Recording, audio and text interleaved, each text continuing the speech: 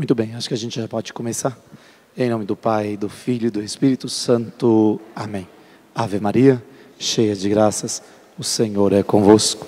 Bendita sois vós entre as mulheres, bendito é o fruto do vosso ventre, Jesus. Santa Maria, Mãe de Deus, rogai por nós, os pecadores, agora e na hora de nossa morte. Amém. Em nome do Pai, do Filho e do Espírito Santo. Amém. Bem-vindos mais uma vez, e vai acontecer hoje como aconteceu o ano passado. No mês da Bíblia, a Igreja Católica escolhe um livro para ser estudado. E os catequistas pediram: padre, o senhor poderia falar sobre esse livro para nós? Então hoje nós vamos falar especificamente de uma carta. É a carta de Paulo aos Efésios. Então encontrem Efésios na Bíblia de vocês, porque é a partir dessa carta que nós vamos falar. E sei que o pessoal vai estar assistindo a gente, pelo menos foi o que eles disseram que assistiriam.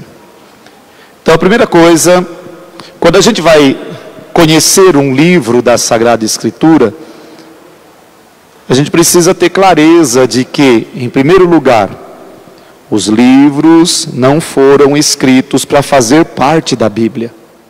Não tinha esse negócio, vou escrever para que o meu texto faça parte da Bíblia. Não. O que nós tínhamos desde o início era pessoas que foram sendo inspiradas por Deus, vivendo uma vida de comunidade, e por isso, alguém que tinha condições colocava no pergaminho, colocava no papiro aquilo que era a reflexão da comunidade. Então, de alguma forma, quando a gente vem chegar num livro, mesmo uma carta, ela é fruto de uma elaboração comunitária.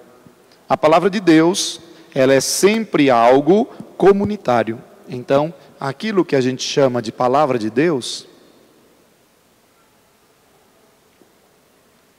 é sempre algo que vem na comunidade.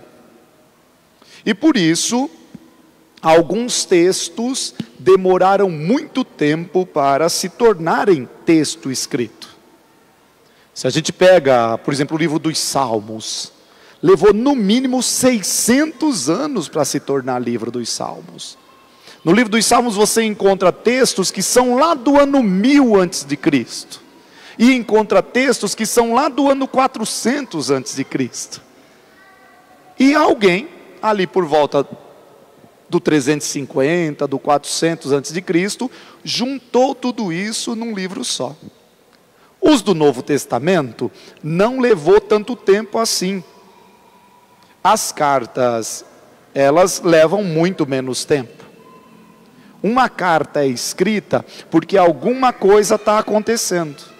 Então, eu estou aqui em São Bernardo, recebo notícias de que a igreja de Santo André está com certa dificuldade e escrevo então uma carta para a igreja de Santo André dizendo a minha opinião sobre aquilo ou a minha orientação sobre aquilo.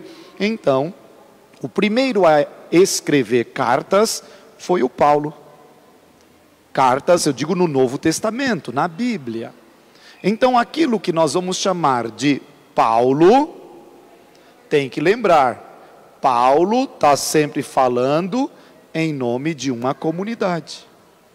E as cartas que a gente diz assim, o Paulo escreveu, é sempre importante saber que, para o povo antigo, escrever não é colocar no papel. Escrever é ser o patrono daquela carta.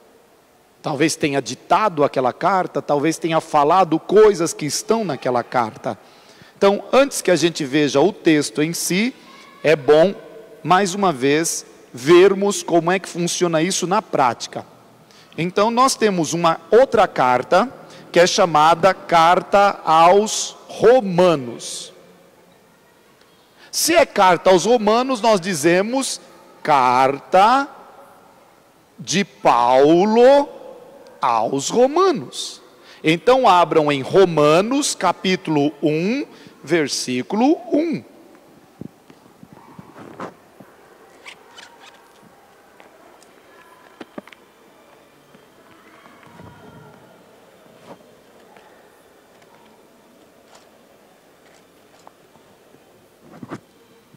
E no capítulo 1, versículo 1, como toda boa carta, a pessoa tem que se apresentar.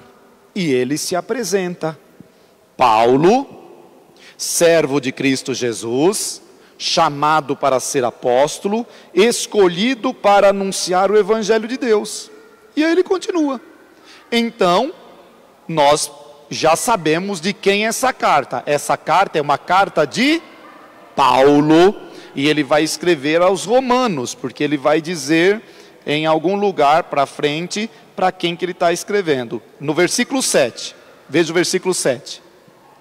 A todos vós que estáis em Roma. Então veja, já temos o remetente e temos aquela pessoa que vai receber a carta. E se eu perguntasse para vocês, quem escreveu a carta de Paulo aos Romanos? Qual seria a resposta? Paulo? Maravilha, gostei disso. Então vamos no final da carta, capítulo 16, versículo 23. Então na carta aos Romanos nós vimos que o capítulo 1, versículo 1 diz Paulo. Então nós fomos agora no 16, 23... e vai estar escrito uma coisinha legal aí.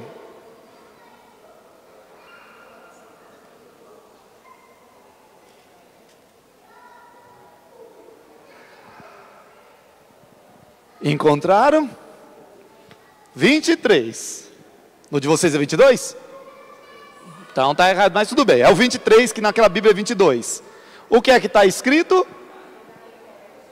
Eu, Tércio, escrevi essa carta. Não é assim, eu sou Tércio. Não, ele está dizendo, eu, Tércio, escrevi esta carta. No de vocês está 22? É Ave Maria então, não é? Jerusalém? Então é 22. Então é 22. Vamos apagar o 3 aqui. Alguém errou aqui e colocou um 3. É o 22 e tal. Pronto. Eu, Tércio, escrevi esta carta. Então vamos lá. De quem é essa carta então? Não! É de Paulo! O Tércio é o camarada que colocou no papel, mas a carta não é dele. Hoje o Tércio ganharia uma palavra bonita. O Tércio era, nesse momento, um ghost writer. Espero que seja com 2 T's. Se não for com 2 T's, está errado de novo. É com um T só ou 2 T's? Escritor. 2 mesmos? E ghost está certo? Ou seja, ele é alguém que foi contratado para escrever no lugar daquele que é o escritor. Só que ele foi honesto. Não somente o Tércio foi honesto, como Paulo foi honesto. Porque nos dias atuais, quando alguém contrata o ghostwriter, não deixa aparecer o nome dele. Aparece o nome de quem comprou o texto. Então, isso para a gente ter clareza. Quem escrevia nem sempre era o autor. Quem é o autor da carta aos Romanos? Paulo. Quem escreveu a carta aos Romanos? Tércio. Ok?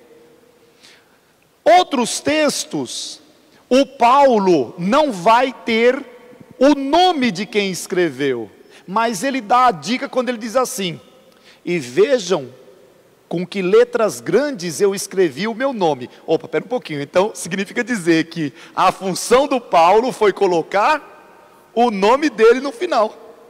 Então, o Paulo sabia ler e escrever. Mas eu sei ler e escrever. Mas se eu tivesse que escrever uma carta, eu ia pedir para alguém escrever para mim, que eu não gosto. Não gosto. Então, e naquela época, funcionava assim. Então, você chegava para um escritor e dizia: olha, estou precisando escrever uma carta lá para os romanos. Eu quero que você fale isso, isso, isso, isso. A pessoa pegava os tópicos, ia para casa, desenvolvia aqueles tópicos, voltava, se você concordasse, você assinava e pronto, a carta era levada embora. Então, esta carta de Paulo aos Romanos nos mostra que a carta é de Paulo, mas o escritor, conforme o 16:22, é o tio Tércio. Então a gente pode ir para os Efésios, porque os Efésios têm um outro problema.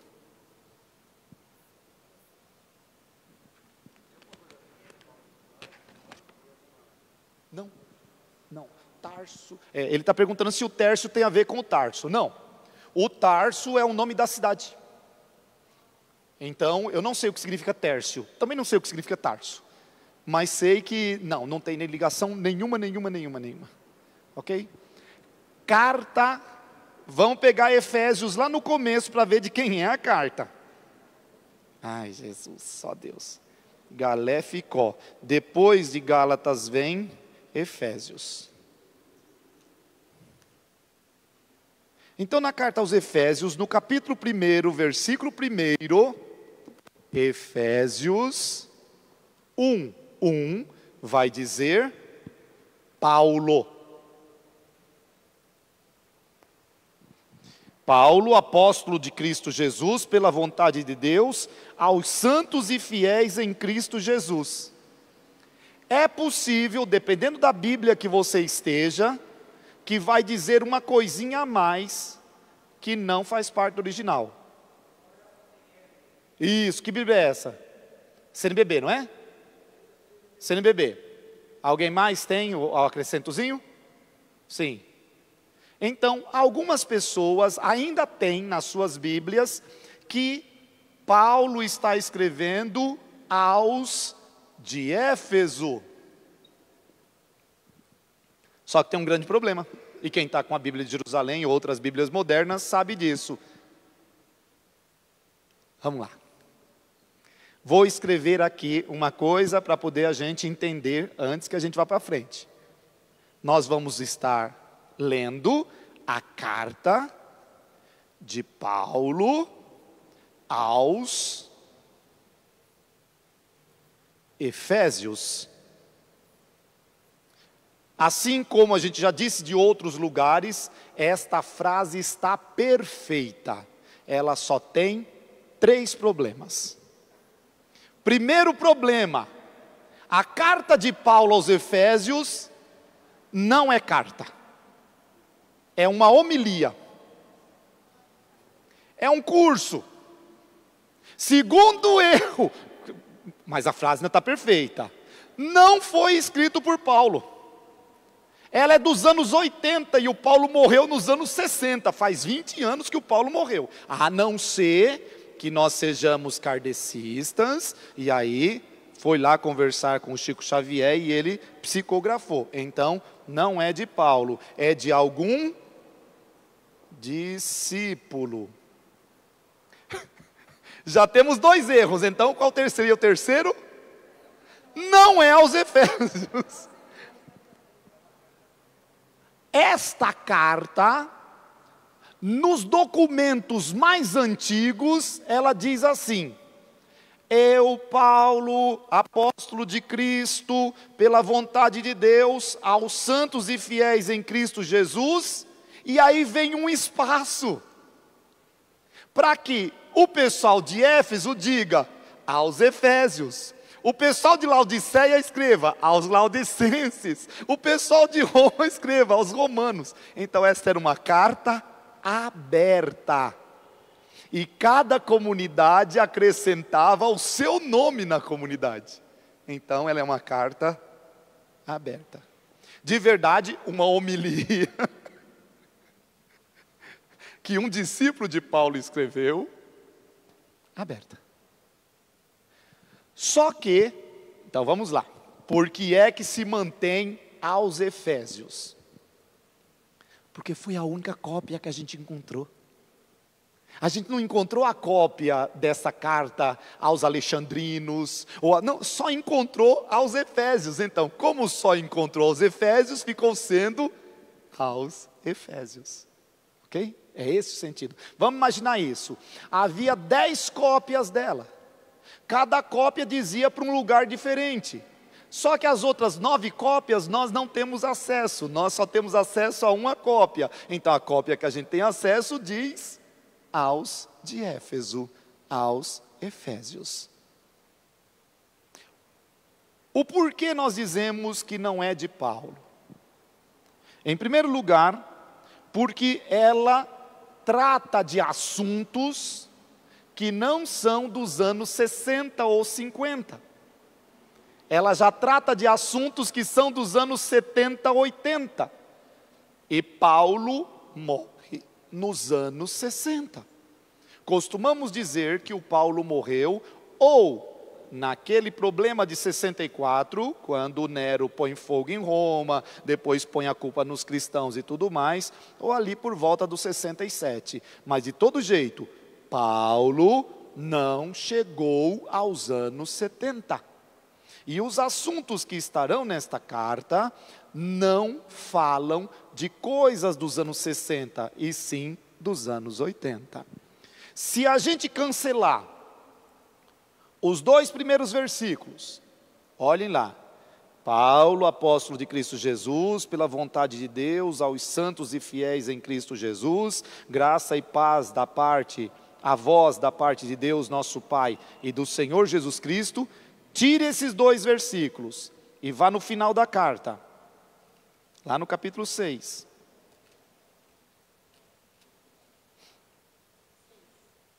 E cancele o finzinho dela.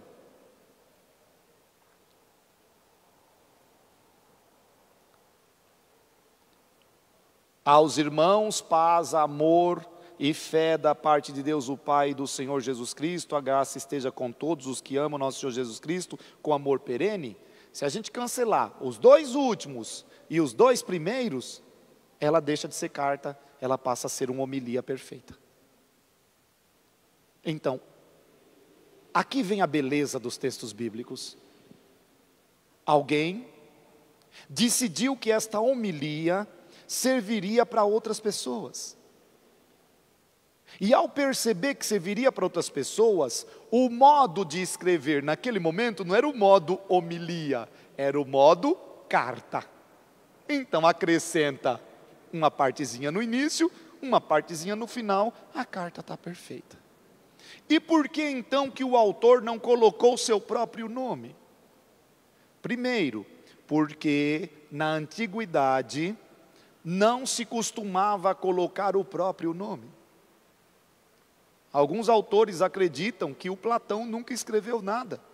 Foi o próprio Aristóteles que escreveu em nome do Platão e depois em nome próprio. Na Bíblia isso é certeza absoluta. De todos os textos do Novo Testamento, que são 27, se a gente fosse procurar o nome de verdade dos autores, provavelmente a gente só encontra 8. De 27. Os outros 19 nós não sabemos quem escreveu. E eu sei até quem são os 8. 7 são cartas do Paulo, que a gente já percebeu que ele não escreveu, mas ele estava vivo ditando. E uma, o Apocalipse. São os únicos. O Apocalipse de João, não é João o evangelista. Não é o João que andou com Jesus. Ele próprio diz: eu, João, vosso irmão e prisioneiro no Senhor. O que significa dizer, alguém dos cristãos, que lá nos anos 90, provavelmente no 95, escreveu o Apocalipse. E das cartas de Paulo, aquelas que foram escritas quando Paulo estava vivo, Romano, Coríntios, Gálatas, Filipenses, Tessalonicenses e Filemão. Essas 7. Logo, Efésios já entra no grupo das 6 cartas que ganham o nome de Paulo, mas o Paulo já não estava mais vivo nessa época. E quem escreveu o Evangelho de Mateus? Ninguém sabe. Esse nome só foi inventado lá no ano 130, 150. Assim como o nome Marcos, assim como o nome João, assim como o nome Lucas. No início, estes textos não tinham o nome do autor, como ainda hoje não tem. Ele vem lá em cima, que a gente põe lá em cima para poder ficar bonitinho. Mas o texto do Mateus começa dizendo: livro da genealogia de Jesus Cristo, filho de Abraão, filho de Davi. Abraão gerou Isaac, Isaac gerou Jacó, e pronto. O evangelho do Lucas começa dizendo: ó, meu caro Teófilo, tendo em vista que outros já escreveram antes de mim, depois de fazer uma pesquisa muito grande, também resolvi escrever. Quem é mim? Porque é a única forma que ele se apresenta: aqueles que escreveram antes de mim. O evangelho de Marcos: princípio do evangelho de Jesus Cristo, Filho de Deus, conforme está escrito no profeta Isaías: eis que eu envio o meu mensageiro à minha frente para preparar o teu caminho. Uma voz clama no deserto: preparai o caminho do Senhor. Quem é que está escrevendo isso? Evangelho de João: no princípio era a palavra estava com Deus, a palavra era Deus, no princípio ela estava com Deus, tudo foi feito por meio dela, nada do que existe não existiria se não fosse por meio. Não tem o nome do autor.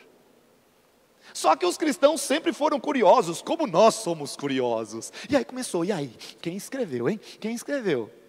E sempre tem que ter alguém espertinho para dizer: já que ninguém sabe, eu vou dizer quem escreveu. Foi o Mateus. E a partir dali foi o Mateus, foi o Marcos, foi o Lucas, foi o João. Outros não. As cartas, como por exemplo, a carta de Tiago.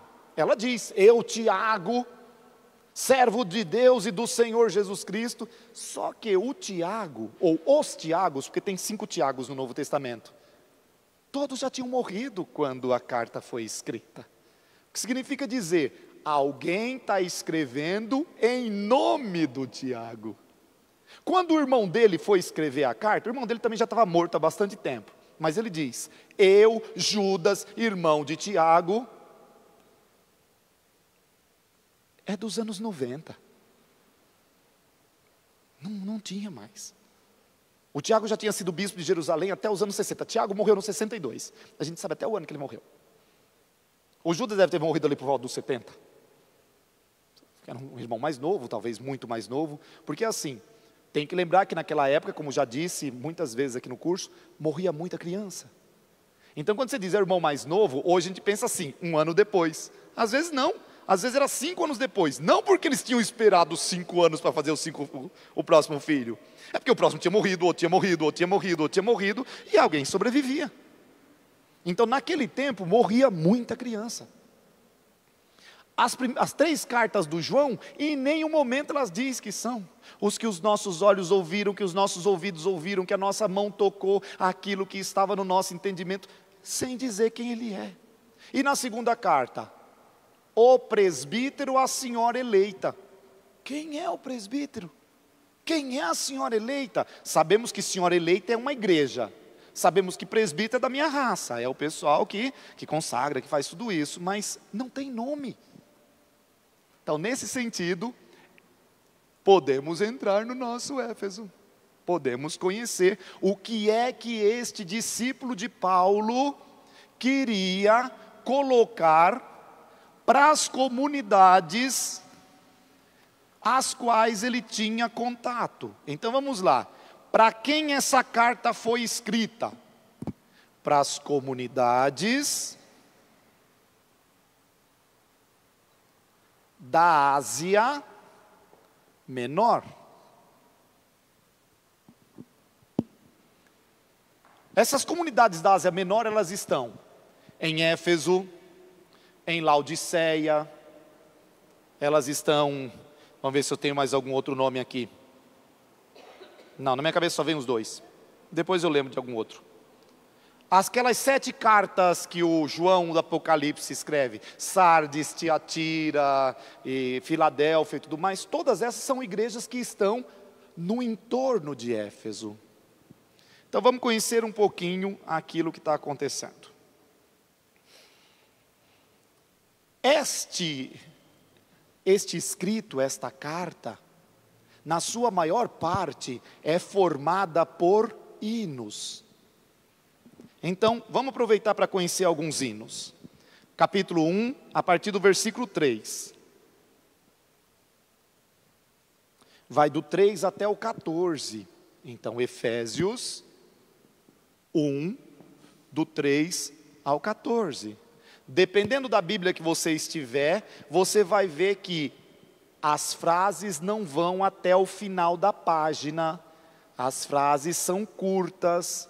Se as frases são curtas, é porque nós estamos em poesia. Os textos que são em prosa têm que começar no início da linha e ir até o final da linha. Essa é a regra. Era assim que a gente separava as coisas. Podem ver que quem tem essa separação, o versículo 1 e o 2 vai do início ao final da linha. Mas a partir do 3 não, porque o que é um hino? O hino é uma poesia que a gente canta, é uma poesia que a gente reza, e olha como ele começa o hino, como é bonito. Bendito seja o Deus e Pai de nosso Senhor Jesus Cristo, que nos abençoou com toda a sorte de bênçãos espirituais, nos céus, em Cristo. Nele nos escolheu, antes da fundação do mundo, para sermos santos e irrepreensíveis diante dele no amor. Ele nos predestinou para sermos seus filhos adotivos, por Jesus Cristo, conforme o beneplácito da sua vontade, para louvor e glória da sua graça, com o qual ele nos agraciou no amado. E é pelo sangue deste que temos a redenção e a remissão dos pecados, segundo a riqueza da sua graça, que ele derramou profusamente sobre nós, infundindo-nos toda sabedoria e inteligência, dando-nos a conhecer o mistério da sua vontade, conforme decisão prévia que lhe aprouve tomar, para levar o tempo à sua plenitude, a de em Cristo encabeçar todas as coisas, as que estão nos céus, as que estão na terra. Nele, predestinados pelo propósito daquele que tudo opera, segundo o conselho da sua vontade, fomos feitos sua herança, a fim de servirmos para o seu louvor e glória, nós, os que já antes de vós esperamos em Cristo. Nele também vós, tendo ouvido a palavra da verdade, o evangelho da vossa salvação, e nela tendo crido, fostes selados pelo Espírito da promessa, o Espírito Santo, que é o penhor da nossa herança, para a redenção do povo que ele adquiriu, para o seu louvor e glória.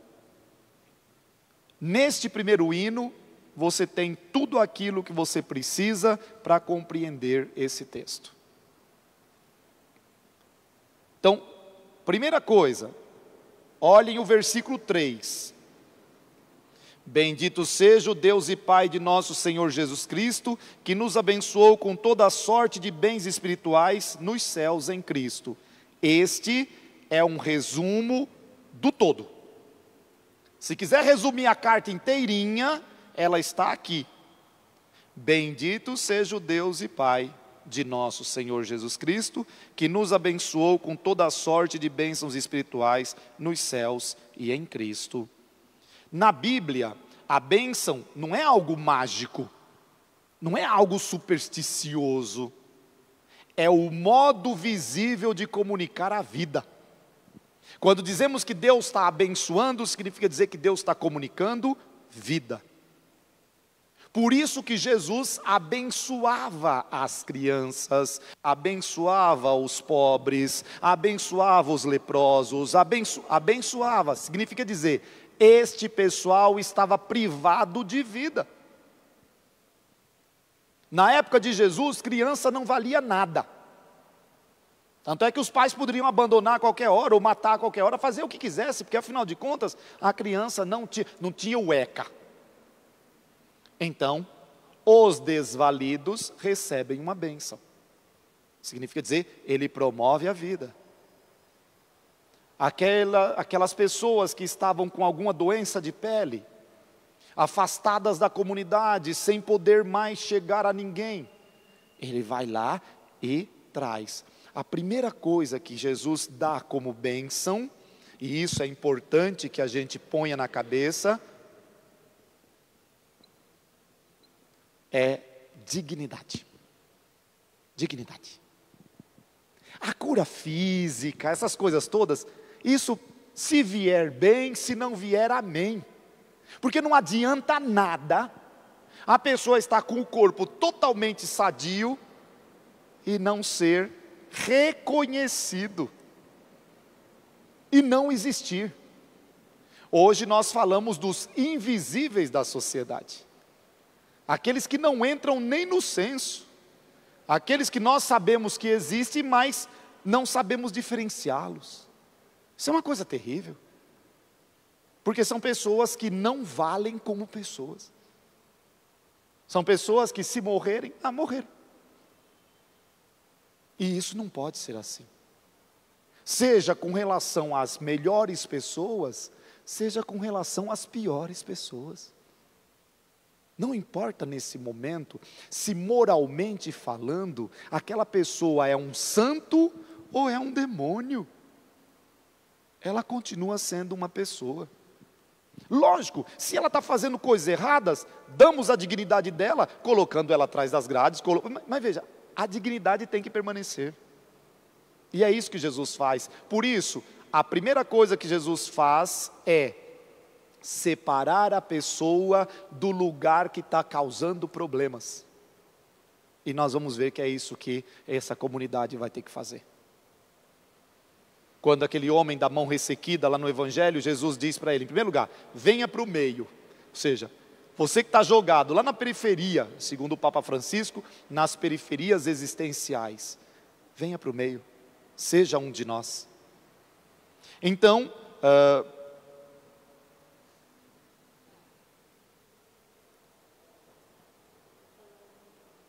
sim. Tá. Uhum.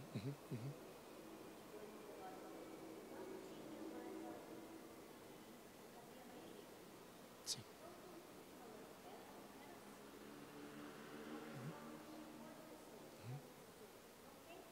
Sim. Uhum. Sim. Uhum. Ela está contando de uma vizinha dela que faleceu na semana passada. Essa vizinha já estava com 104 anos. E no falecimento dela, foi muita gente, muita gente. Por quê? Porque tem pessoas que a gente percebe e valoriza aquilo que a pessoa é. É assim que vai funcionando, né? E a gente vai deixando que a graça possa tocar na gente. Então veja, está dizendo que esta bênção que Deus nos dá, através de Jesus Cristo, é o modo visível para comunicar a vida. Então a primeira bênção começa no versículo 4. Como é que Ele nos dá vida? Nos escolhendo. No Cristo nós fomos escolhidos. Para entendermos isso, nós temos que nos reportarmos a um outro texto que não é desta carta. Então deixe um dedinho aí e vá na carta anterior, Gálatas, capítulo 3.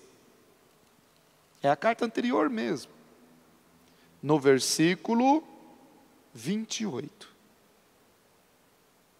Começando no 27. Então, Gálatas, no capítulo 3, no versículo 27 e 28.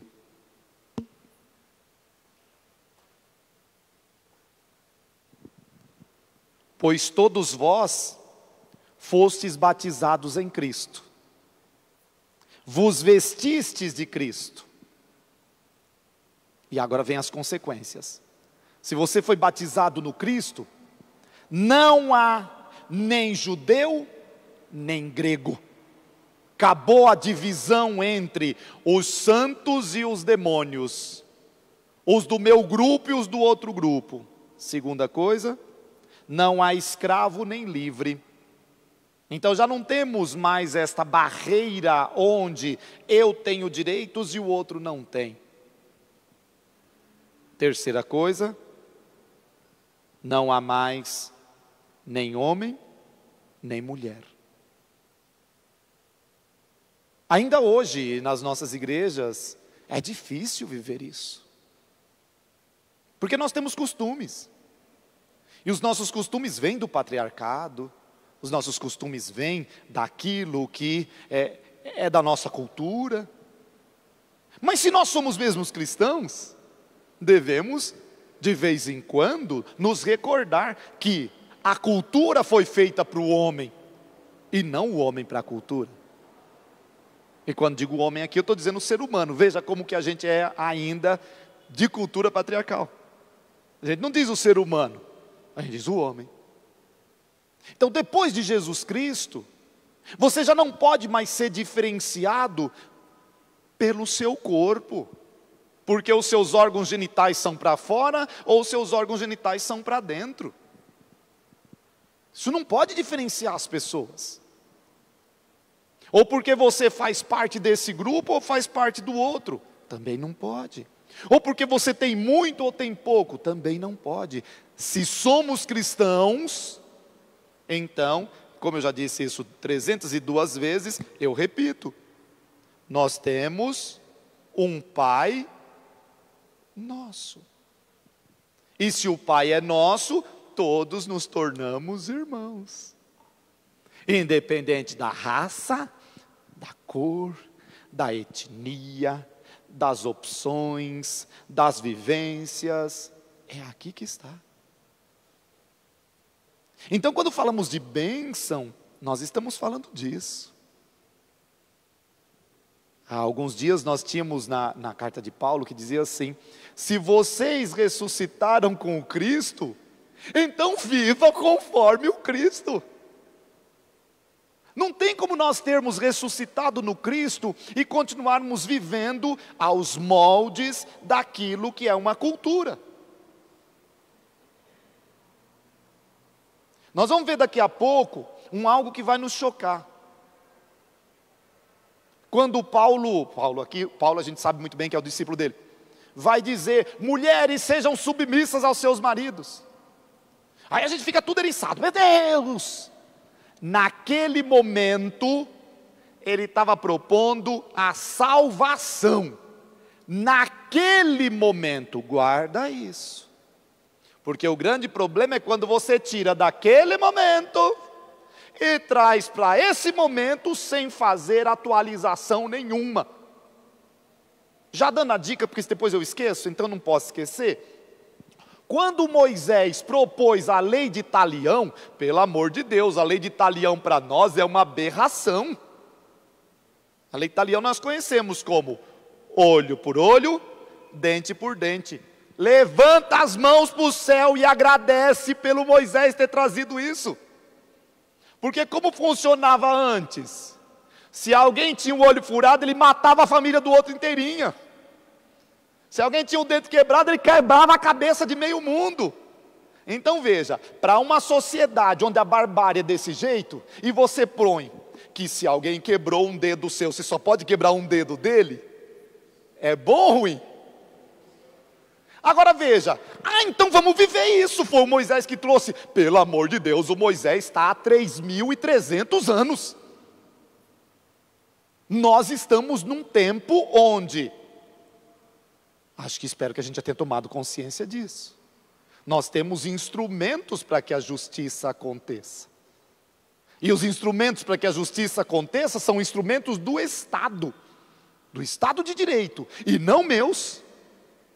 Porque toda vez que são meus, se tornam vingança, se torna uma série de coisas. Eu não sei como vai ser para frente, porque nós estamos tomando rumos que cada vez mais vão nos dando sensibilidades que nós não tínhamos.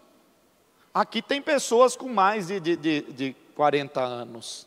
E nós que temos mais de 40 anos, vamos nos recordar que na nossa adolescência, bullying era normal. Bullying era do bem para quem estava fazendo.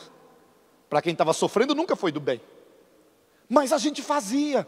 Não tinha nenhum mecanismo que dissesse para nós que a gente estava errado. Imagina. É só pegar aquelas músicas que a gente...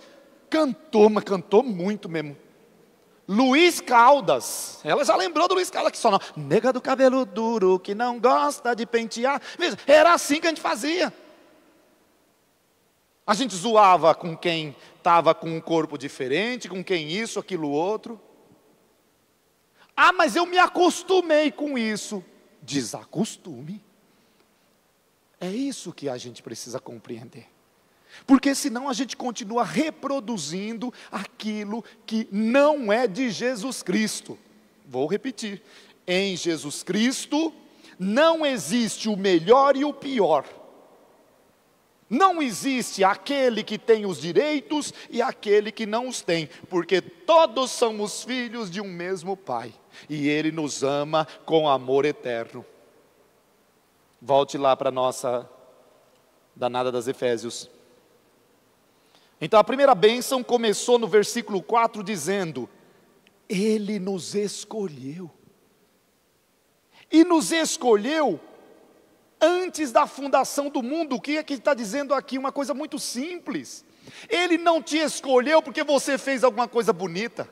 Ele não te escolheu porque você fez alguma coisa. Não, Ele te escolheu antes de você existir. O que significa que Ele já te amava antes da sua existência. São Paulo, antes do discípulo dele, ele vai dizer assim: quando nós éramos pecadores, Ele já gostava da gente. Imagina agora que somos seus filhos. Olha que interessante. Quando éramos pecadores, Ele já nos amava. Quanto mais agora que somos seus filhos. Sim.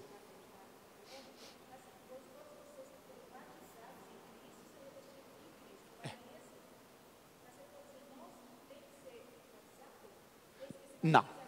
Isso. Ela está dizendo que lá no Gálatas, a gente acabou de ver que todos vós que fostes batizados, vos tornastes vestidos de Cristo. Nós, os batizados, temos um compromisso que os não batizados não têm. Nós já reconhecemos Deus como Pai, eles ainda não. Então, se eles não viverem como irmãos, ainda não é o problema. Mas se nós não vivemos como irmãos, aí está o problema. Se eles vão nos amar como irmãos, eu não sei, azar o deles. Nós, sim, pelo batismo, pode chamar de obrigado sim, é obrigado sim. É uma obrigação nossa, não é uma opção mais, assim, deixa eu ver se eu quero ou não quero. Não, a opção sua é, sou batizado no Cristo ou não sou batizado no Cristo? Pronto, isso é opção sua. Ninguém é obrigado a ser batizado no Cristo, ninguém é obrigado a se revestir de Cristo, mas se vos revestistes do Cristo, vivei conforme Ele. É isso que é próprio para nós. E você já deve ter ouvido isso muitas vezes, porque eu gosto de repetir as mesmas coisas, talvez porque eu só sei algumas coisinhas pequenas. Nós no Brasil, dos que nos nomeamos cristãos, chegamos a cerca de 80%. E se isso fosse verdade mesmo, se nós, os 80%, fôssemos cristãos, o paraíso terrestre já existiria aqui na terra. Porque o paraíso terrestre existe não sei aonde. Agora, como é que a gente vê? Irmão destruindo irmão, irmão passando por cima de irmão, irmão isso, irmão aquilo. Então não somos cristãos. Eu sempre lembro só de algumas frases do Evangelho, mas tem algumas que são bonitas, como aquela que diz assim: nem todo aquele que me diz Senhor, Senhor, entra no reino dos céus, mas entra sim aquele que faz a vontade do meu Pai que está nos céus. E qual é a vontade do Pai? Veja lá, Ele nos escolheu, aí vem para quê? Dá uma olhadinha no versículo 4, para que Ele nos escolheu?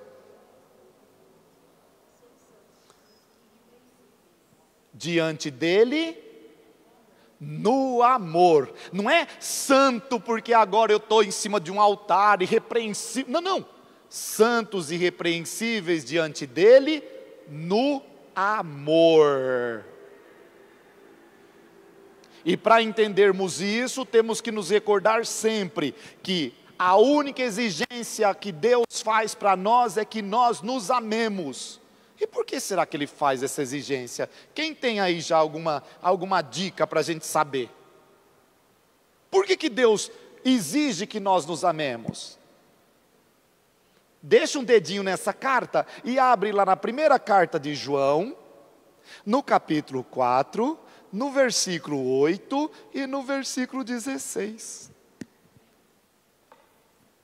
E aí você vai entender por que que Deus exige que os seus filhos se amem.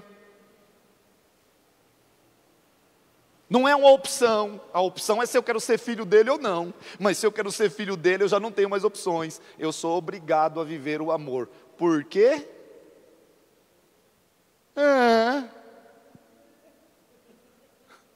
Encontraram?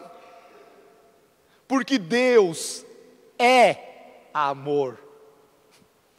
E quem ama permanece em Deus e Deus permanece nele. Olhem o versículo. Deus é amor, quem ama permanece em Deus e Deus nele. E quem não ama, não permanece nele. Dá para entender o que é o ser santo e irrepreensível no amor? Não significa dizer que agora a gente não vai ter mais erro. Gente, pelo amor de Deus, a gente tem que errar pelo menos 70 vezes por dia. 71 não, mas até 70 vezes pode. Só que o que vale mais é exatamente isso. Além dos nossos erros, nós estamos amando? Certo dia Jesus estava na casa de um rapaz chamado Simão. E enquanto ele estava comendo na casa do Simão, uma mulher prostituta entrou. Foi até os pés de Jesus, começou a chorar, lavou os pés dele com lágrimas, enxugou com os cabelos, o pessoal ficou escandalizado. Como é que ele deixa uma prostituta tocar nele, não sei mais o que, aquela coisa toda. E Jesus se vira para o Simão, porque primeiro ele tem que falar com o Simão, não é com a mulher. Ele disse: Simão, eu cheguei na tua casa e não fui bem tratado. Primeira regra é, quando uma visita chegasse na casa de um judeu, o judeu lavaria as mãos dele. E ele diz: você não lavou minhas mãos. Segunda coisa, quando o judeu chegava na casa do outro, como é que ele saudava? Com um beijo. E ele diz: eu cheguei na tua casa e não fui beijado. Terceira coisa, quando você chegava na casa de um judeu, ele ia te acolher com Shalom, bem-vindo, Mazel Tov, então paz, felicidade. E ele diz: e você não me disse uma palavra boa até agora. Ele podia ter parado por aqui, mas ele não parou. Ele disse: então está vendo essa mulher? Que você está dizendo que ela não presta, que você está dizendo que ela vai mesmo para o inferno e tudo mais. Desde que ela chegou, ela está me elogiando o tempo inteiro, está beijando os meus pés e está lavando com as suas lágrimas. As 3 coisas que você não fez, ela está fazendo. Por isso eu te garanto, Simão, e aí é Jesus de novo, os muitos pecados dela já estão perdoados. Só que eu não ouvi ele dizer: e os teus também, Simão. Eu não ouvi ele dizer isso, mas os dela estão. E ele avisa por quê? Porque ela muito amou.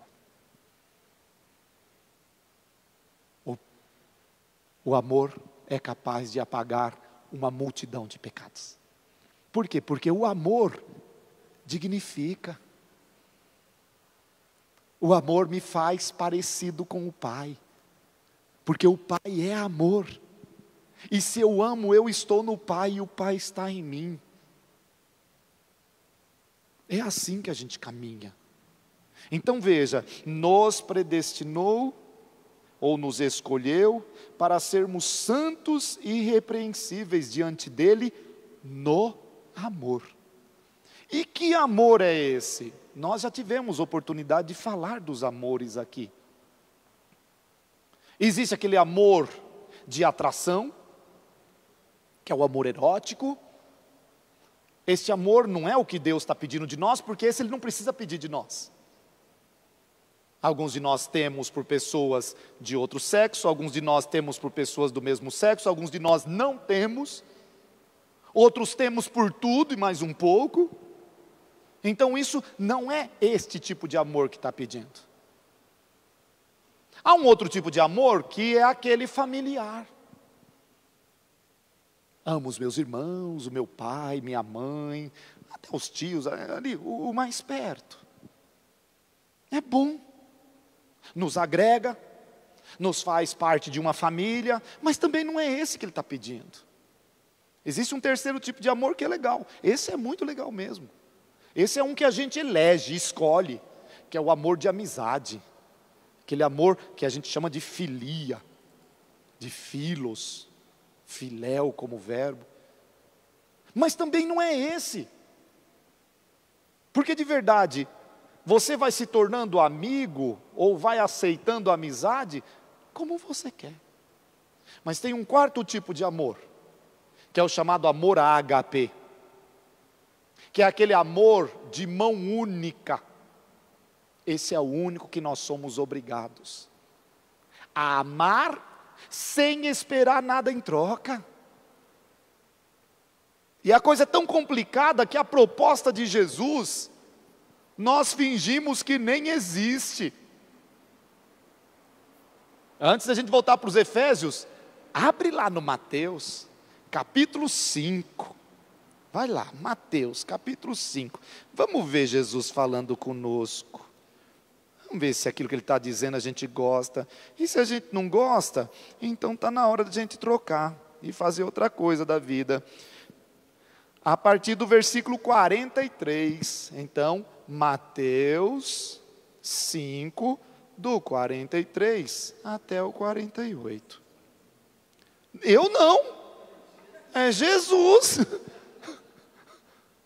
Mas se quiser a gente rasga agora essa parte e não precisa mais falar disso. Ouvistes o que foi dito: amarás os teus amigos e odiarás os teus inimigos. É assim que o mundo nos diz. Deleta ele lá do seu Instagram.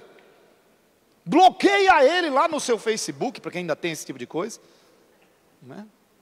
Dá dislike para ele lá no TikTok. Não, nós fazemos isso tanto física quanto hoje, o dedinho nervoso lá assim, ó, não sobra nada da pessoa. Aí Jesus vem com a proposta dele a gente escuta e finge que não ouviu. Que a proposta dele é: eu, Jesus, porém vos digo, amai os vossos inimigos. Ah, Jesus! Reze por aqueles que estão te perseguindo. Pelo amor de Deus! A não ser que eu vou fazer uma oração de imprecação. Existe, viu? Não é nossa, mas existe. Oração de imprecação. É aquela que diz: Senhor, hoje eu estou tomando consciência que eu tenho que rezar pelos meus inimigos, por isso eu vou rezar por eles. Pai, eu te peço agora pelos meus inimigos, manda um raio na cabeça deles, que eles tenham lepra, que eles tenham tudo perdido, que o emprego deles... Em nome de Jesus. Então veja, não é oração cristã, mas existe. A oração que ele está dizendo é outra. A oração que ele está dizendo é o seu encontro com o Pai, de tal modo que vai gerar vida até naquele que está te perseguindo. E eu continuo o texto, antes que eu me esqueça, como que ele diz, lá no 44, quer ver? 45. Se vocês fizerem isso, então se tornarão filhos do Pai que está no céu. Somente se fizerem isso. E ele explica por quê. Porque o Pai, quando decide mandar chuva, ele não manda só para os bonzinhos. A chuva ele manda para os bonzinhos e para os mauzões. E quando ele faz o sol surgir, não é só para os justos, é também para os injustos. O que é que ele está dizendo? Uma coisa muito simples. Eu ainda estou falando de dignidade. A dignidade faz com que não haja acepção de pessoas. Isso a carta dos Efésios vai nos explicar. Fazer acepção de pessoas é: eu gostei desses, esses têm tudo. Não gostei desses, para esses eu vou exigir tudo. Esses daqui são do meu grupo, para eles eu não cobro nada. Desse grupo, veja, é esse tipo de coisa. Então aqui não importa se eu gosto ou não gosto da pessoa, gostar ou não gostar, talvez seja uma escolha, eu não sei. Por isso que ele nunca vai exigir de nós, tem que gostar de todo mundo. Não, você não tem que gostar de todo mundo, não. Agora tem que amar todo mundo. Mas o amor que eu disse, o amor ágape, o outro amor não, a não ser que você seja de poliamor, essa coisa toda, aí você vai amar todo mundo. Caso contrário, você vai ter aqueles que você ama e aqueles que você não ama. Volta lá para os Efésios. Versículo 5. O versículo 5 vai nos dizer de uma realidade que foi muito mal compreendida. Já faz um bom tempo que até mesmo nós católicos não usamos muito essa palavra, porque essa palavra ficou mal compreendida. A palavra é predestinação. Olha que bonito. Predestinação. Predestinação. E para quem não se lembra, ser predestinado significa dizer não ter escolha. Porque eu já fui destinado antes mesmo de eu escolher. Por isso, a partícula pré. Nós temos irmãos de outras igrejas que acreditam que antes de nascer, Deus já nos predestina. Você vai ser pobre, você vai ser rico, você vai ter doença, você vai ter saúde. Não é isso que o Paulo diz. A carta diz que nós fomos predestinados sim, mas predestinados ao quê? Efésios 1:5.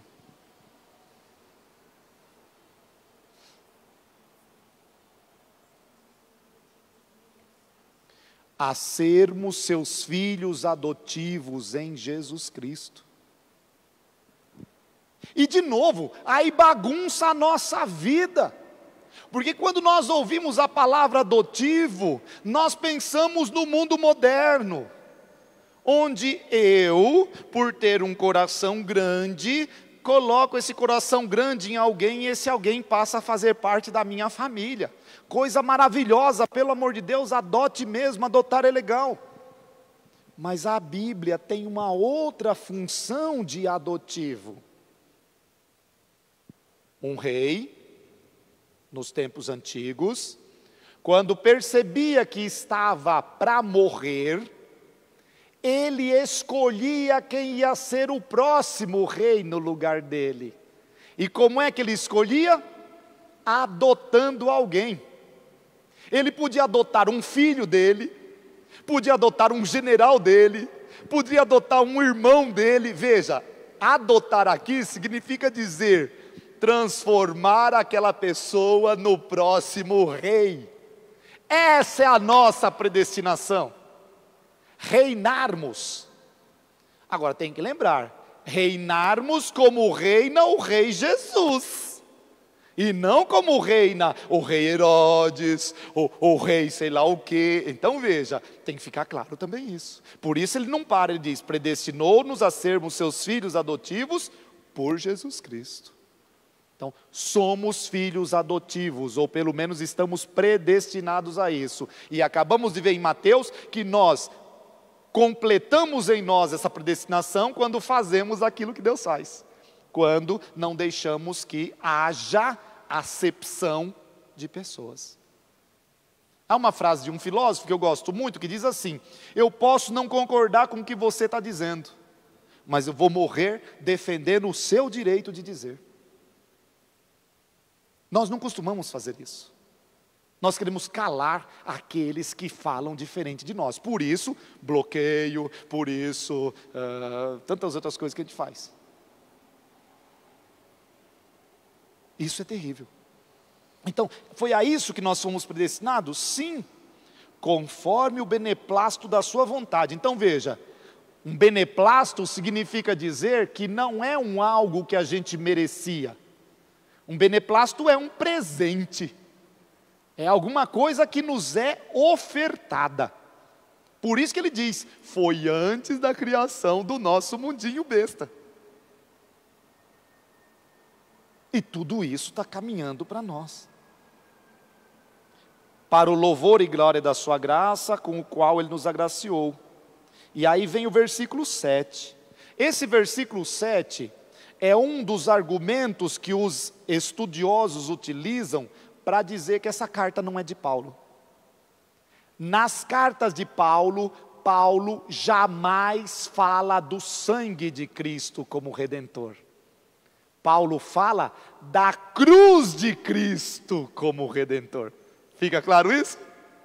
Sabemos que o sangue foi derramado na cruz, mas isso já é uma elaboração posterior.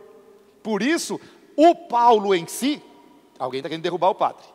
O Paulo em si falava da cruz de Cristo. Nós nos gloriamos na cruz de nosso Senhor Jesus Cristo. Os seus discípulos, dando uns passos a mais, porque todo discípulo tem que dar algum passo a mais do que o seu mestre, diz, é o sangue redentor. Veja o versículo 7.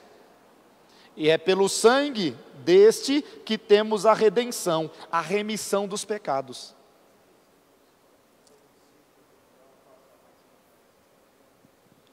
Se aquilo que você está aprendendo de mim for suficiente para você e você parar nisso, só deu meio caminho andado. Aquilo que você está ouvindo de mim, se vai servir mesmo para a sua formação, você vai precisar dar passos a mais do que isso e me superar. Todo discípulo em algum momento supera o mestre, e se não supera, não era discípulo. É possível superar Jesus? E agora? Ele disse que sim. Está um texto fantástico do Evangelho, onde Jesus diz assim, vocês ficam espantados com o que eu estou fazendo? Pois eu vos garanto, podeis fazer como eu, e garanto mais, podeis fazer coisas maiores do que essa. Veja, ele era uma pessoa que entendia do ser humano. Porque veja, se você não me supera naquilo que eu estou ensinando, esse ensino vai continuar a mesma coisa. E esse ensino está servindo para hoje. Para daqui a 10 anos ele não serve mais. E daqui a 10 anos já não sou eu que vou estar ensinando. Por isso você tem que superar. E eu estou dizendo 10 anos só para dizer, mas daqui a 10 minutos. Porque você tem certas coisas na sua cabeça que eu não tenho. Então você já vai juntar essas coisas que você está ouvindo com aquilo que você tem, e isso tem que se tornar maior. Essa é a beleza dos livros. O autor escreve um livro, você lendo aquele livro, cria um monte de coisa em cima dele. Gente, é essa a beleza. Por isso que a Bíblia continua sendo lida. É um texto de 2000 anos, de 3000 anos. Para que ler um negócio de 3000 anos? Porque, aí de novo Jesus, é como um baú, de onde você tira coisas novas e coisas velhas. O que significa dizer, tem certas coisas que permanecem, como por exemplo, tem que amar. Mas como devemos amar? Não é do mesmo jeito que era no tempo de Jesus. Nos Atos dos Apóstolos, só para dar um exemplo, é dito assim, e todos repartiam o pão e não havia necessitados entre eles. Maravilha! Esse é um princípio que tem que permanecer até o final dos tempos. Só que eles vão colocar o jeito prático da época. Qual era o jeito prático da época? E todos aqueles que tinham posses vendiam, traziam o dinheiro e colocavam no pés dos apóstolos. Se aquilo funcionava naquele tempo, hoje não funciona mais. Porque se você vender tudo que você tem, colocar nos pés dos apóstolos, eles vão mesmo distribuir, sem problema nenhum. Só que na próxima vez alguém vai ter que distribuir, porque você acabou de se tornar um dos que... Não, hoje não funciona assim. Hoje, se alguém tem posses, utilize essas posses para fazer o bem, faz com que essas posses possam se multiplicar e chegar a outras pessoas, pronto. Agora isso eu estou falando hoje, eu não sei daqui a 10 anos como vai ser. Então, precisamos sempre estar atualizando. Então, por isso eu não tenho medo nenhum de dizer, todo discípulo, se é verdadeiro discípulo, ele supera o mestre. Supera. E como é que sabemos que um mestre foi bom mestre? Quando um discípulo supera ele. Porque se nunca alguém me superar, É porque eu não soube ensinar. Não é porque eu era tão bom, mas tão bom. Não, não, se eu fosse tão bom, alguém teria me superado. É assim que funciona. Isso é o normal. Bem, vocês que têm filhos, você acha que os filhos de vocês já não superaram vocês em algum momento? É assim que funciona. Não adianta. Nós não tem muito jeito. Talvez você não tenha a mesma cultura que eles tiveram. Não é disso que eu estou falando. É que cada um de nós tem a própria vivência. Por isso que é assim. Eu me recordo quando eu gostava de brincar com os meus alunos. Hoje eu não brinco mais. Mas a primeira coisa que eu perguntava quando eu entrava numa sala de aula era: como é que você imagina o céu? No céu nós ainda vamos aprender alguma coisa? E a maioria dizia: não vamos, porque afinal de contas é o céu. Você vai aprender o que no céu? Eu disse: então o céu vai ser chato demais. Porque se no céu eu estiver junto com outra pessoa, eu vou aprender alguma coisa, porque eu sei algumas coisas que essa outra pessoa não sabe, e por outro lado essa outra pessoa sabe coisas que eu não sei. Ah não, eu já sei tudo, então eu não preciso mais estar com ninguém. A convivência existe porque nós nos complementamos. Versículo 8. Ele derramou profusamente sobre nós, infundindo-nos toda a sabedoria e inteligência. Quando nós falamos de sabedoria e inteligência aqui, entenda, é o próprio Espírito Santo que é derramado sobre nós. Nós não estamos falando de sabedoria no sentido de conhecimento disso, daquilo outro. Não. É sabedoria no sentido de... a palavra é bonita, vamos escrever a palavra.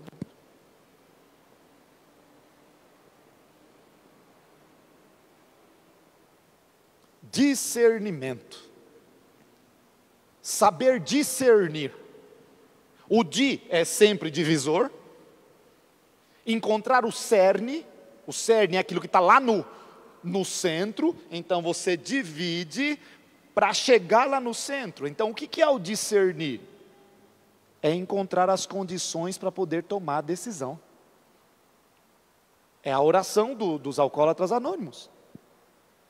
Senhor, dá-me paciência para eu aceitar as coisas que eu não posso mudar. Senhor, dá-me coragem para eu mudar aquelas que eu posso. E aí ele diz, terceiro pedido: Senhor, dá-me sabedoria para que eu possa saber o que eu posso e o que eu não posso. O que eu acabei de fazer? Então, é um discernimento. Não, mas essa oração, quando foi criada, ela foi utilizada em primeiro lugar pelos Ahás. Vivendo um dia de cada vez, vivendo um momento de cada vez, olhando para esse mundo mau e cruel, conforme os teus olhos e não conforme os meus olhos, para que eu possa ver um pouquinho de beleza e quem sabe um dia te ver. Então, é algo que é próprio para todos nós. É uma oração que a gente devia fazer pelo menos uma vez por dia. 3 pedidinhos. Primeiro, paciência. Que tem certas coisas que a gente não vai mudar não. Não vai.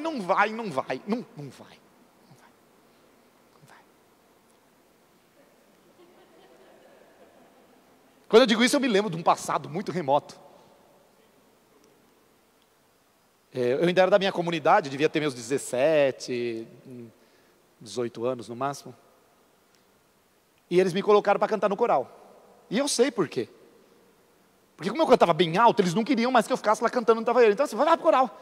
Aquela coisa toda. Aí, entrei para o seminário, aquela coisa toda, visão do céu. E lembro que os irmãos da casa, que Deus os tenha num bom lugar, todos estão vivos. Me deixava com tanta raiva, que eu nunca mais pude usar agenda, porque eu usava a agenda para escrever o que eu estava com raiva deles. Eles falando e eu escrevendo. Era assim. Aí eu tomei uma decisão. Então não vou falar mais. Gente, que burrice. Só porque eu falo alto?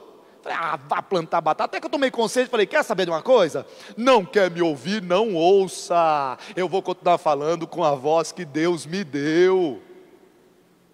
Por isso eu posso falar sem microfone. Não é nem bom nem ruim. É o que eu tenho, é o que eu sou.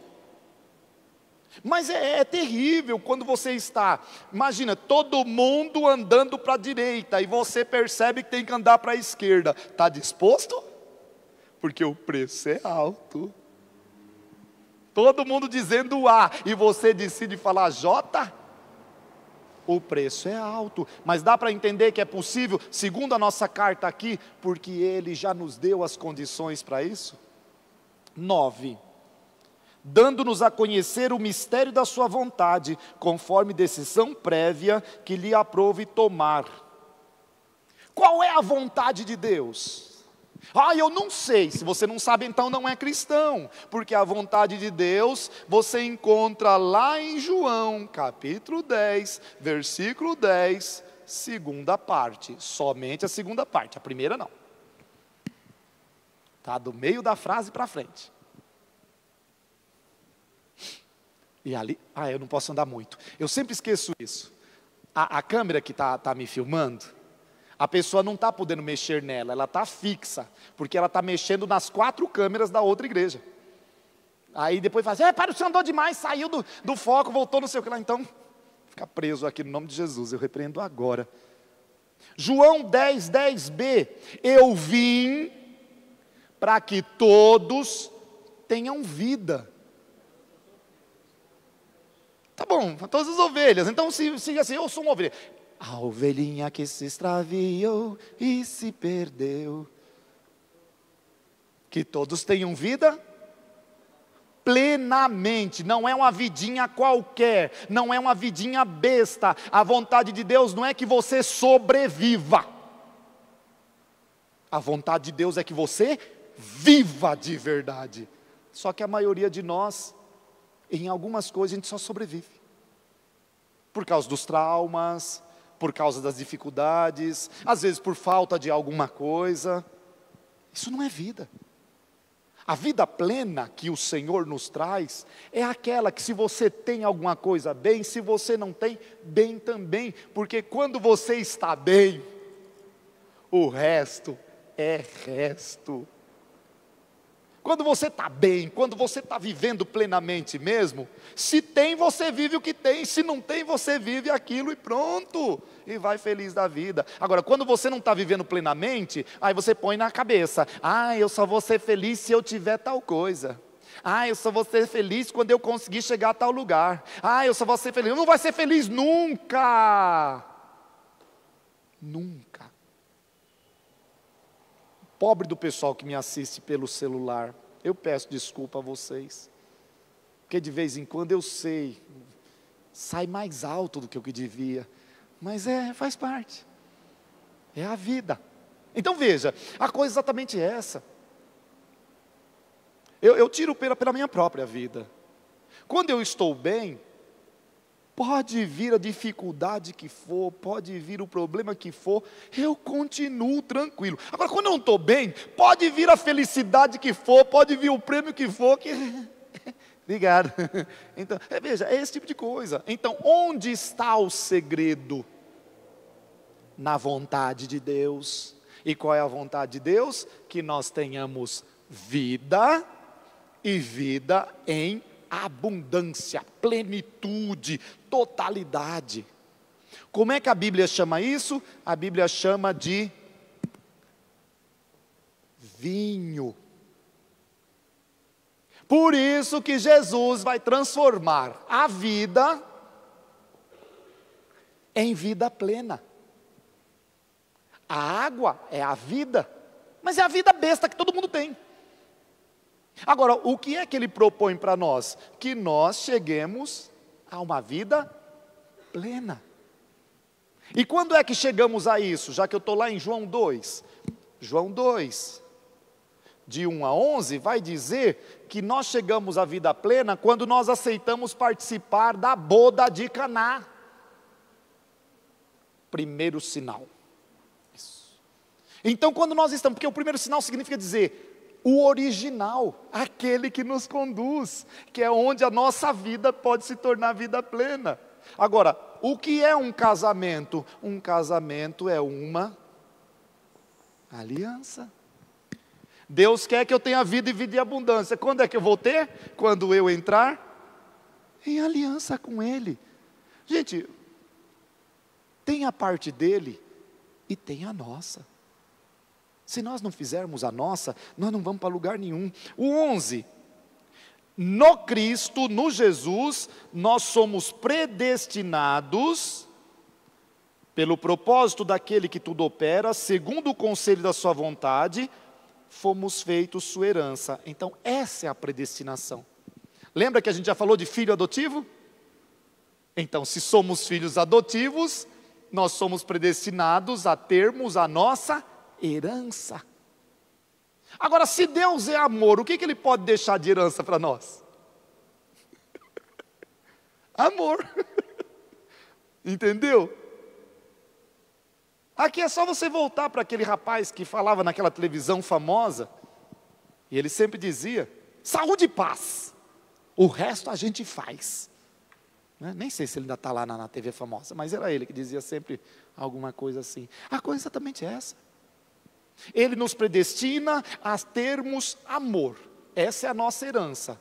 Agora, se você está vivendo esse amor, olha, transforma isso em prosperidade, transforma isso em bênção, transforma isso em saúde, transforma isso em riqueza. Aqui não importa no que você vai transformar. Agora, quando você viver para essas coisas sem a base, você não vai chegar a lugar nenhum.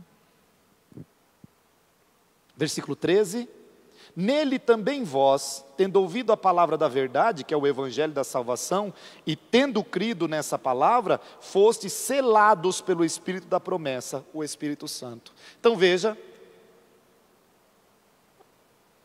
nós não temos condições de mudar de vida por nossa própria conta. Nós não temos condições de sermos diferentes pela nossa própria conta. Porque nós temos as nossas mazelas, os nossos defeitos, os nossos pecados, as nossas limitações culturais, limitações econômicas, limitações sociais, limitações psicológicas, limitações todos nós temos. Por isso, o que nós devemos pedir sempre? Aquilo que supera as nossas limitações. O Espírito Santo é isso. O Espírito Santo é você ir além da onde você poderia ir sozinho. É você ver além daquilo que você poderia ver sozinho. É você viver além daquilo que você viveria sozinho. Agora lembre-se sempre, só o Espírito não vai adiantar. Você precisa estar deixando o Espírito agir. E como é que você deixa o Espírito agir? Você agindo. Por isso, versículo 14. Esse é o penhor da nossa herança, para a redenção daquele povo que adquiriu, para o louvor e sua glória. Segunda coisa que a gente deve falar é, esta carta aos Efésios, ela vem trazer regras para como viver em comunidade. Como vivermos como cristãos de verdade. Então, toda a segunda parte da carta, ela vai tratar do que é mesmo ser cristão. Como é que somos cristãos de verdade? Então, se a gente tivesse que dividir a carta, a gente ia dividir assim, Efésios, do capítulo 1 ao capítulo 3, Efésios, do capítulo 4 ao capítulo 6. Até agora nós vimos aquilo que diz respeito aos hinos, os hinos, as ações de graças e tudo mais. E aqui, o que é ser cristão. Então, a partir do capítulo 4, nós começamos a ver algumas coisas. Abram lá, capítulo 4, versículo 1.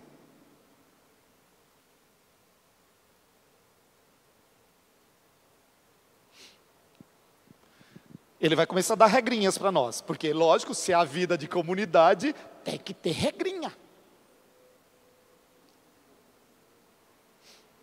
Capítulo 4, versículo 1.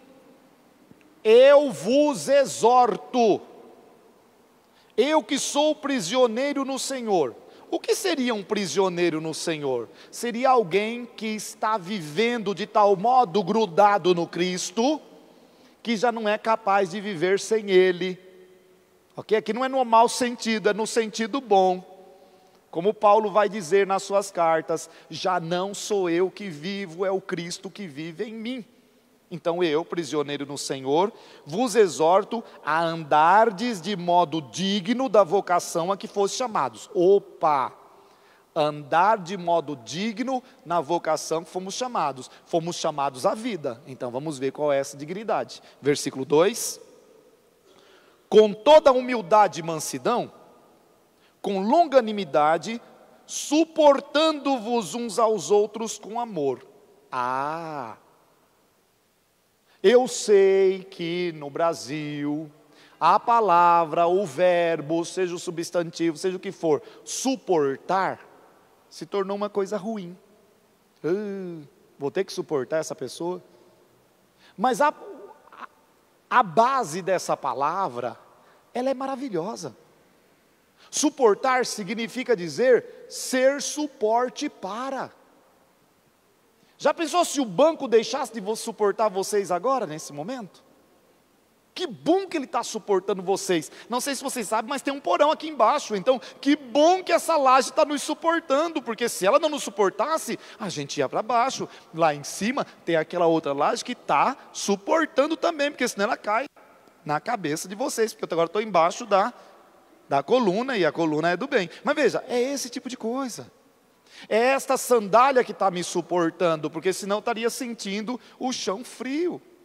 Então, suportarmos-nos uns aos outros significa dizer, eu ponho o bem do outro em primeiro lugar.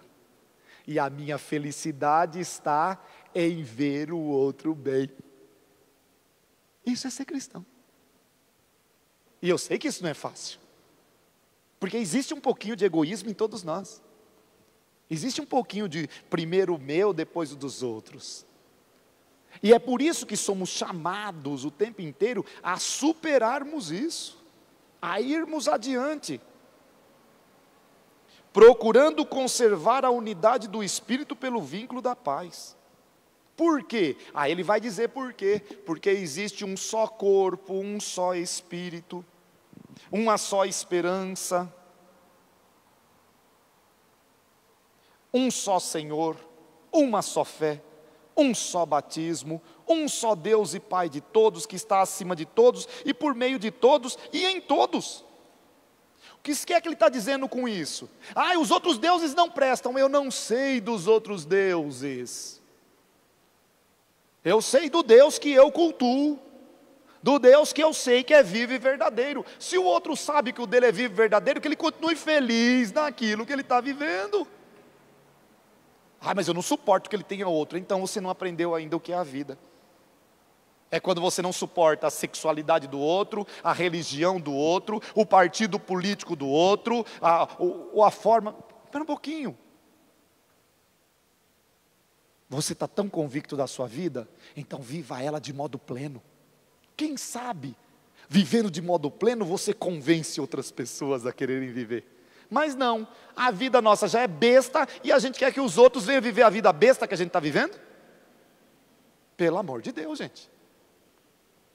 Por isso, veja, e tudo isso está aqui na carta. Ele vai continuar dizendo que a vida nova está em Cristo. E que nós podemos viver essa vida nova conforme aquilo que nós podemos. Então nós vamos pegar esses últimos 10 minutos para falar do problema. Abram lá no capítulo 5, a partir do versículo 21, porque senão a gente termina a carta sem dizer que essa carta é do bem, e depois a gente fica sem querer lê-la. Nós vamos começar agora no 5:21. Eu sei que a nossa sensibilidade não pensa assim, e que bom que não pensa assim. Mas eu repito, na época foi um avanço. Sede submissos uns aos outros no temor de Cristo. Então a regra geral, e o que vale para quem é das leis, sabe muito bem que o caput, aquilo que vem em primeiro lugar, é o que vale para todo o resto. O que vem depois é só uma tentativa de explicação, uma tentativa de elucidação, mas é o caput. Então o caput diz, sede submissos uns aos outros no temor De ou a? De Cristo? De Cristo. Então vamos falar um pouquinho dessa frase. Em primeiro lugar, ser submisso significa dizer que eu vou colocar alguma coisa acima de outra. Começa por aqui. Quem nos ensinou isso foi Jesus. Quando ele disse as 3 regras para ser cristão. E a primeira regra para ser cristão, qual era mesmo? Que eu já não lembro mais. Isso aí não é cristão não. Isso é judeu. Qual é a primeira regrinha para ser cristão?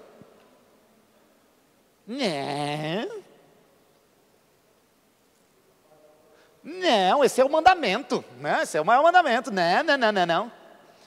Primeira regra para ser cristão: renuncie a si mesmo. Essa é a primeira regra.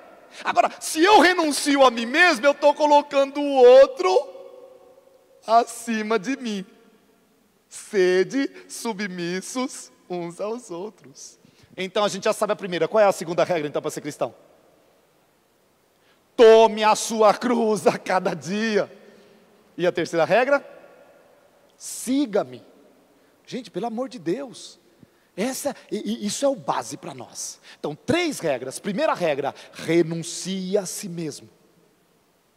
Renuncia a esse desejo de mandar, de dominar, de não sei o que lá. Cada um de nós vai ter suas funções, hein? Se a sua função é de mando, você vai ter que usar essa função de mando. Mas se você é cristão, essa função de mando vai ser para o bem de todos e não para outras coisas. Porque tem como mandar sem destruir. Segunda coisa, assumir a cruz. Responsabilidade é responsabilidade. Não tem muito jeito não. Assumir o compromisso? Vamos viver o compromisso. Terceira coisa, seguir a Jesus. Então veja, caput, sede submisso uns aos outros no temor de Cristo. E o que é o temor? Temer a alguém não é ter medo de alguém, é ter respeito. É perceber que aquela pessoa tem algo a oferecer. Por isso o temor não é aos outros, o temor é a Cristo. Agora ele não diz submetei-vos a Cristo, submetei-vos a Deus. Não. Deus não precisa que a gente se submeta a Ele. Isso já é obrigação nossa desde sempre. E a Ele é fácil.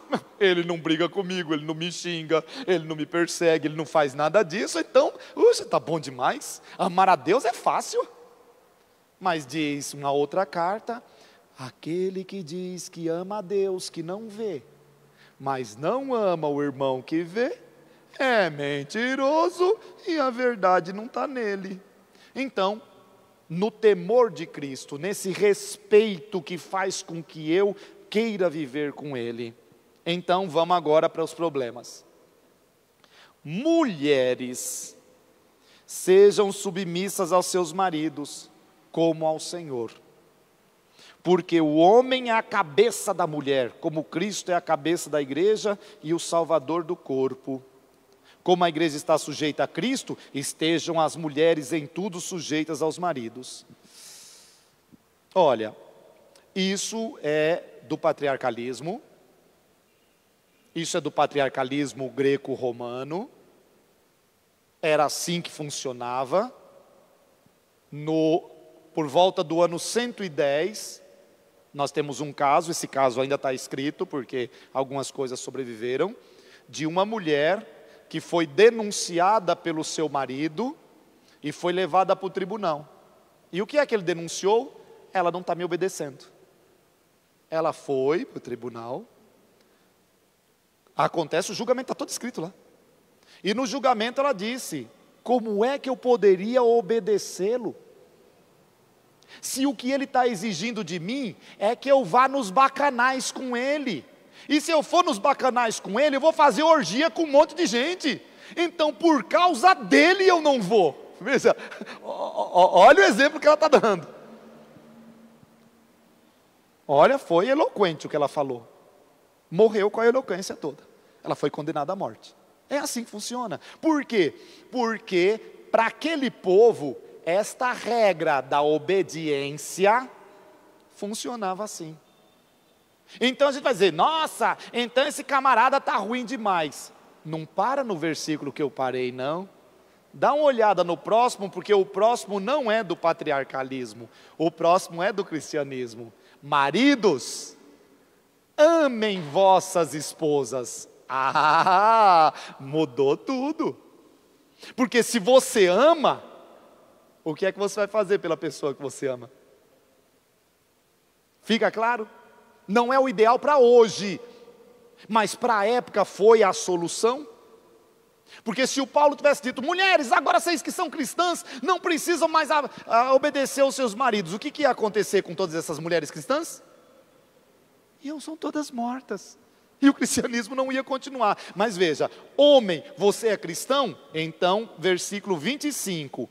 Amem vossas mulheres como Cristo amou a sua igreja e se entregou por ela. Dá para perceber que não é pouca coisa?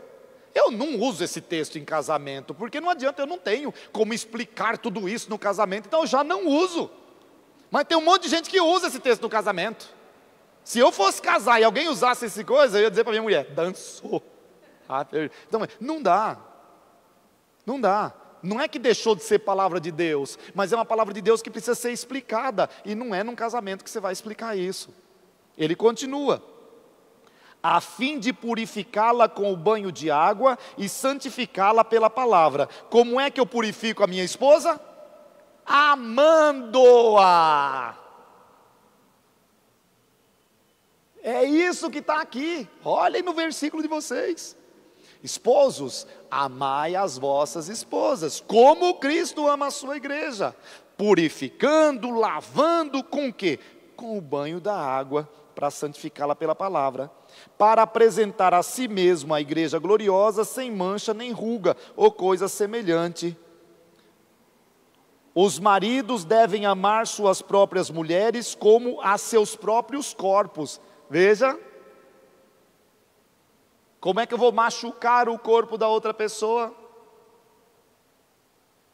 Continua ainda, quem ama a sua mulher, ama-se a si mesmo. Então, olha que regra interessante, se não ama a esposa, de verdade não se ama, porque ainda está preso naquilo que é o egoísmo, naquilo que é tudo mais. Lembra do caput? Sede submissos uns aos outros. Então por que ele não disse que o homem tinha que submeter a mulher? Porque naquela cultura, se ele dissesse isso, ninguém mais ia escutá-lo. Então ele tem que dizer com outras palavras, ele vai dizer, ame a sua mulher. Vou dar uma regra que é muito besta, mas que funcionava no tempo de Jesus. Regra dos infernos, hein? Grécia e Roma. Todo homem precisa ter uma mulher em casa para fazer filhos. Precisa ter uma mulher fora para se divertir. E precisa ter um homem para amar. Essa era a regra besta. Então, pera um pouquinho. A mulher de casa era só para um filho depois do outro. Quando ele queria alguma coisinha diferente, ele ia buscar a mulher fora. Mas para amar, ele amava outro homem. Sim. O que os romanos não aceitavam? Que alguém só amasse um outro homem sem ter a mulher em casa para fazer filhos e sem ter outras fora. Era assim a regra deles. O que o nosso autor diz? Quem é que você tem que amar? A esposa que está em casa. Dá para perceber que é uma revolução, é uma mudança muito grande para as coisas da época. Segunda coisa então que a gente vai mudar, questão dos filhos. Vamos lá, capítulo 6, versículo 1. Filhos, obedecei os vossos pais no Senhor, pois isso é justo. Honra teu pai e tua mãe é o primeiro mandamento com promessa, que é para seres felizes e teres longa vida sobre a terra. Então veja, se eu parasse nesse versículo, de novo, a gente dizer, poxa vida, de novo, aos filhos tendo que se submeter, tendo que obedecer, tendo isso, tendo aquilo outro. Ele diz, essa era a regra. E na época tinha que ser assim mesmo, só que ele vai de novo além. Veja o próximo versículo. E vós, pais, não aborreçam seus filhos também, né? Não vai ficar criando um monte de regrinha besta, que nem você vive. Veja, isso é um avanço, olha lá. E vós, pais, não deis a vossos filhos motivo de revolta contra vós. Educai-os com correções e advertências que se inspiram no Senhor. Não é com advertências e correções que se inspiram nos outros ou na própria cultura. Não, é no Senhor. E como é que o Senhor nos educa? Não é com chicotada, não é com punições, é com amor. É nos dignificando. Eu apaguei, mas continua dignificando. Terceira coisa, que também era muito complicado na época, como eu já contei hoje, um escravo briga com o seu patrão, derruba o seu patrão no chão, seu patrão morre. O governo romano vem e mata o escravo, a família do escravo e todos os outros escravos da casa do morto. Por quê? Porque eles acreditavam que se uma semente já foi plantada ali, aquela semente pode ter florescido em outros lugares. Então, vamos cortar o mal pela raiz. Era assim que eles imaginavam. Então, temos que dar uma solução para isso. Que solução a gente vai dar? Ah, servos, façam o que vocês quiserem. O que vai acontecer com esses servos? Vão ser todos mortos. Então, o que ele vai dizer? Servos, obedeçam com temor e tremor, em simplicidade de coração, aos vossos senhores nesta vida, como a Cristo, servindo-os, não quando vigiados para agradar os homens, mas como servos de Cristo, que põem a alma em atender à vontade de Deus. Tende boa vontade em servi-los como ao Senhor, e não como a homens, sabendo que todo aquele que fizer o bem, receberá o bem do Senhor, seja servo ou seja livre. Pô, que coisa terrível, de novo. Então a gente precisa ler a próxima frase. E vós, senhores, fazei o mesmo para com eles. Veja, essa é uma mudança que só funcionava para os cristãos. Aqueles que não eram cristãos, o servo era servo, o senhor era senhor. Para quem não se lembra, existe uma carta de Paulo mesmo, Paulo ainda está vivo, talvez seja a única que ele escreveu de verdade, porque é bem pequenininha, só tem 25 versículos, que é a carta a Filemon. O Paulo estava na prisão, e na prisão ele encontrou um escravo fugitivo. O escravo é o Onésimo. O Onésimo fugiu da casa do Filemon. O Onésimo decidiu ser cristão. O Paulo falou: se você quer ser cristão, eu te batizo. Batizou o Onésimo e disse: está saindo da cadeia, não é? Volte para a casa do seu dono. Paulo, como assim, Paulo? Só que ele manda uma carta pelo Onésimo: Filemon, meu irmão, estou te devolvendo o seu escravo. Ele agora é cristão. E você também. Trate-o como você trataria a mim. Dá para entender que não dá para você mudar aquilo que é da sociedade. Se a sociedade ainda divide pessoas entre escravos e livres, você vai continuar vivendo isso, mas você não precisa reproduzir aquilo que é da sociedade. O Onésimo vai continuar sendo escravo? Sim. Mas se o Filemon é cristão, ele vai ser um escravo tratado como irmão. Dá para perceber o que ele está propondo aqui? Por isso, senhores, tratem-nos como eles tratam vocês. Sem ameaças, sabendo que o Senhor deles e o vosso está nos céus, e que Ele não faz acepção de pessoas. Eu vou terminar então com um combate espiritual. É sempre bom a gente fazer um combate para poder a gente ficar feliz da vida. Capítulo 6, a partir do versículo 10. Finalmente, e é que está escrito aqui, não sou eu não, é finalmente mesmo, está escrito aqui. Fortalecei-vos no Senhor e na força do seu poder. Revesti a armadura de Deus, para poderdes resistir às insídias do diabo. Então, estejam revestidos de Deus para não cair nas divisões. Pois o nosso combate não é contra sangue nem carne, mas contra principados e autoridades. Veja, lutar contra outras pessoas é fácil. Agora, lutar com a própria ideologia, lutar com os próprios pensamentos, com as próprias coisas, isso é mais difícil. É isso que ele está chamando de principados e potestades, são coisas que a gente não vê. É aquilo que hoje nós estamos chamando no Brasil de racismo estrutural, que está presente em nós, mesmo quando nós não temos atitudes que parecem ser racistas. Mas de vez em quando dá aquela escapadinha. Aí que você percebe, opa, é assim que funciona.